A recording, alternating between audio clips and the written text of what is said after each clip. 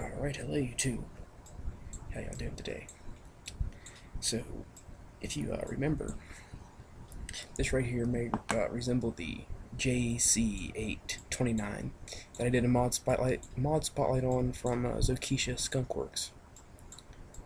Well, now normally it'd be dropping a rover, which I will go ahead and show real quick. Right, let's see, where's it at? There it is. Just let it load.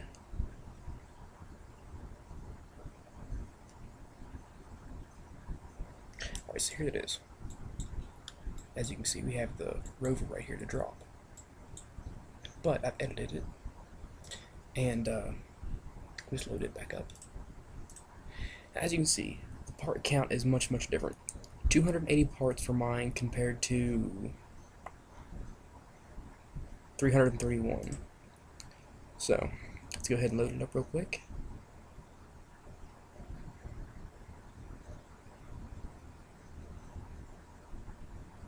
Alright.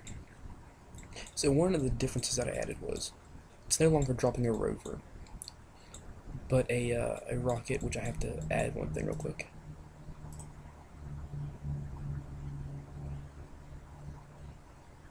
Right there.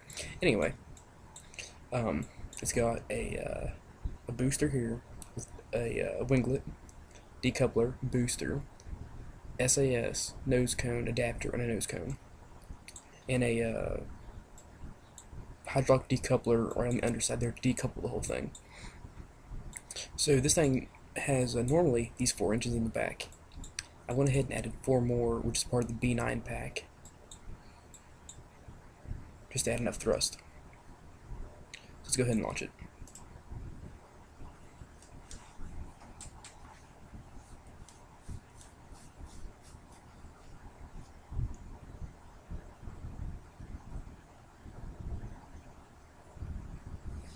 Whenever it decides to load.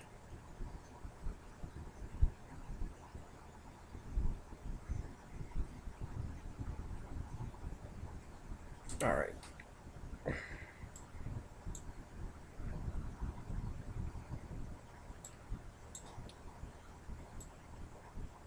I'm just going to double check the staging real quick, make sure it all fires properly. Correct. Correct. Alright. So, I'm just going to go ahead and fire this up.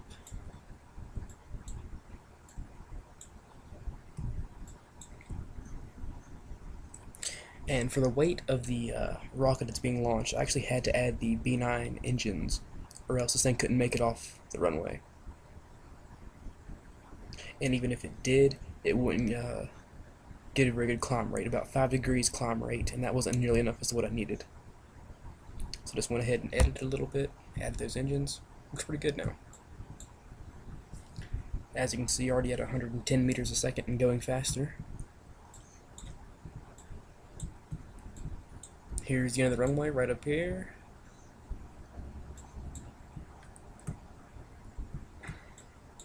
Alright, here we go. Let's pull the gear back up. And I knew I forgot something. I forgot to add struts up here to this nose cone adapter. That's going to be a bumpy ride. I just hope it doesn't slam into the fuselage, which is a possibility, but hopefully it doesn't. It's getting kind of close though. I'm just going to wait until about 2 kilometers probably, and then I'll go ahead and launch. Last time I did a launch from about 15 kilometers up. It went pretty well, but just for the sake of recording time, I'm going to just go ahead and launch at about 2. Also, I've added a little bit of change. I'm now no longer recording audio with video directly. I'm actually recording audio on a separate program, which I can then edit that later, edit the video later.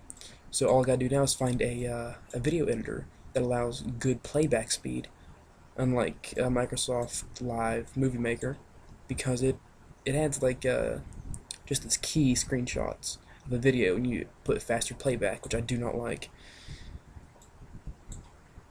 I want like a smooth but faster playback.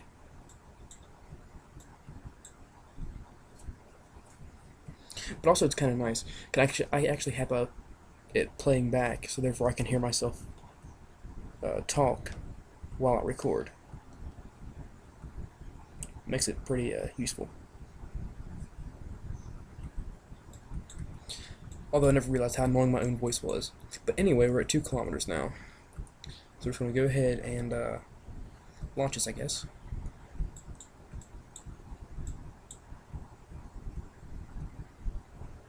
Just ease it down.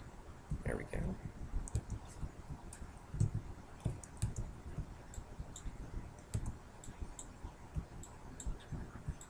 And voila. Look at this. As we zoom past our carrier aircraft, which might slam into us, I do not know. Okay, I gotta turn on fine controls to handle this. It's wanting to turn. I'm not sure why, but anyway, let's see if we can control this. No. Alright. Crap.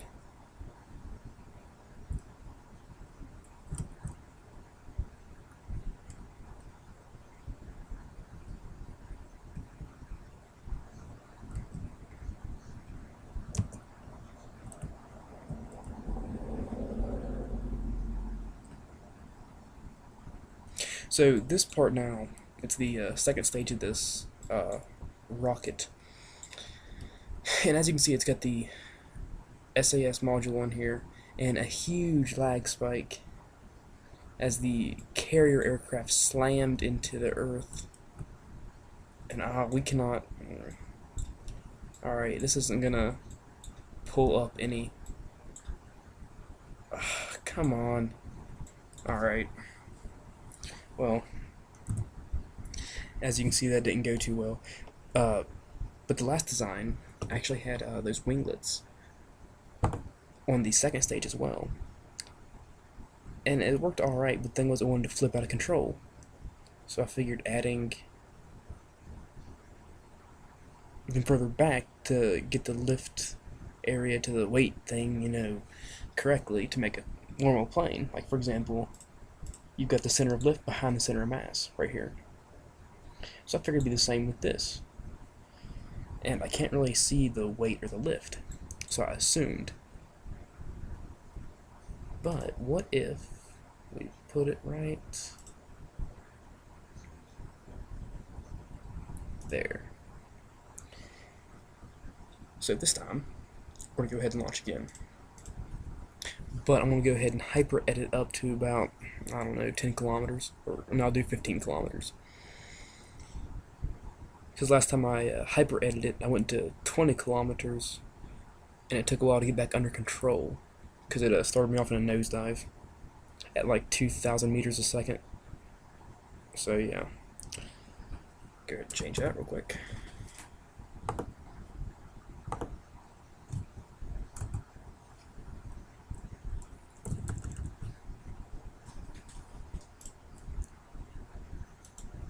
Like this. Great.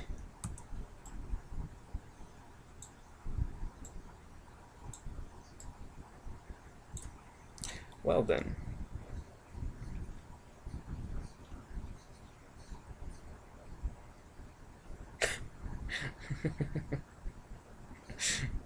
Oh, a nice little fireball in the night sky. Alright, so it's, well, that was an utter failure just because of the, let's see. Oh, here's that avionics package. Kind of feeling about that. Okay, so let's just go ahead and strut this real quick.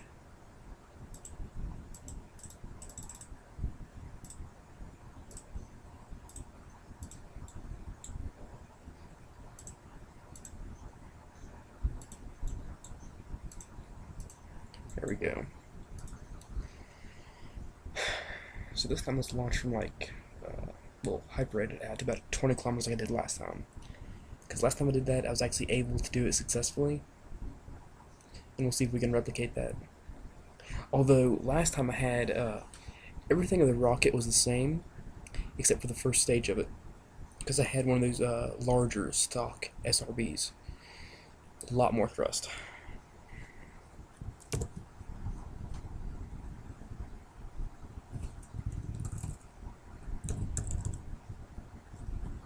Alright, here we go.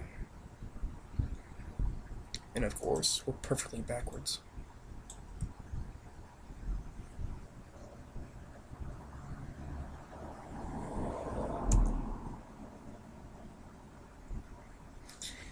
And due to the re-entry effects, I'm getting 2 frames per second right now, which is just wonderful. That should help. Yeah, going into cockpit view helps a little bit, gets me up to 5 on average, that's nice. But we're trying to get turned around here facing prograde. Let's see, come on.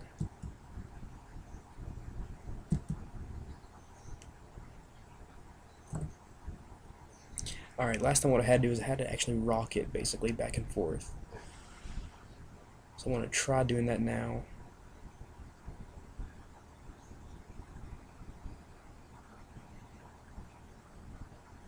Of course, I was getting better frames per second last time too, because I wasn't recording. It's only a bad thing. Well, that's a weird little effect on all them struts.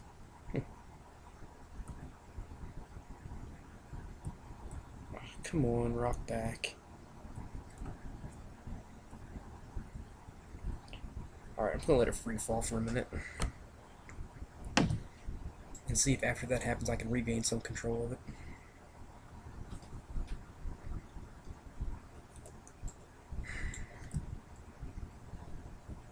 Here we go, maybe.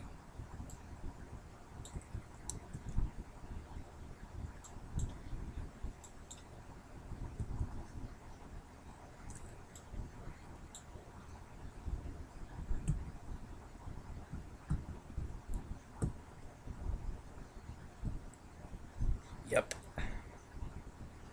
Almost. Come on.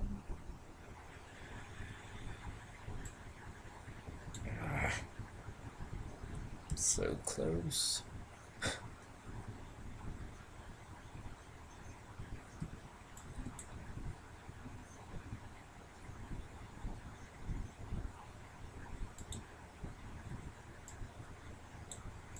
Alright, so there's not enough air just yet for the engines.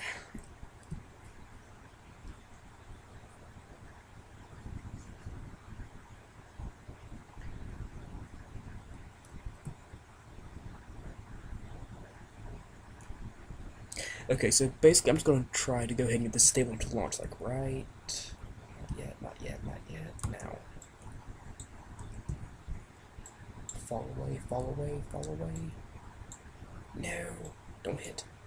Don't break. There we go. Get away, get away, get away. Just kill that rotation a little bit, get it back level. Or not.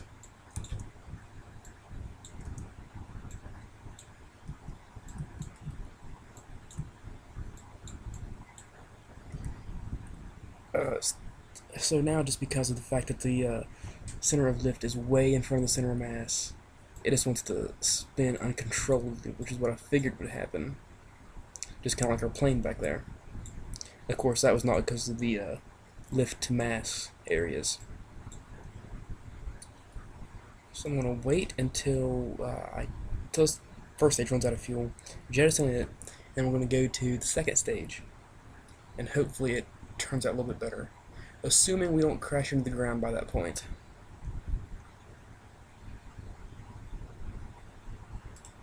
Go ahead and quickly edit that. Crap. Go.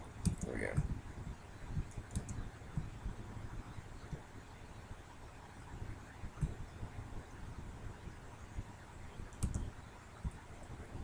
Much more controllable now. Well, to an extent, anyway.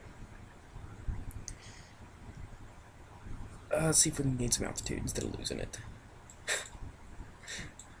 I've got a surface speed of 340 meters a second, and looks like we're losing about 100 and I'd say 130.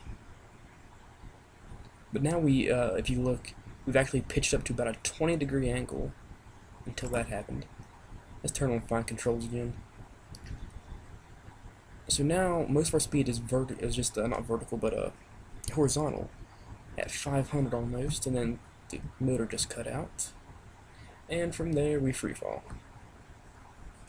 Now I have a theory that if I was a little bit better at building miniature rockets, for example, like this one, you could actually make a viable air launch system,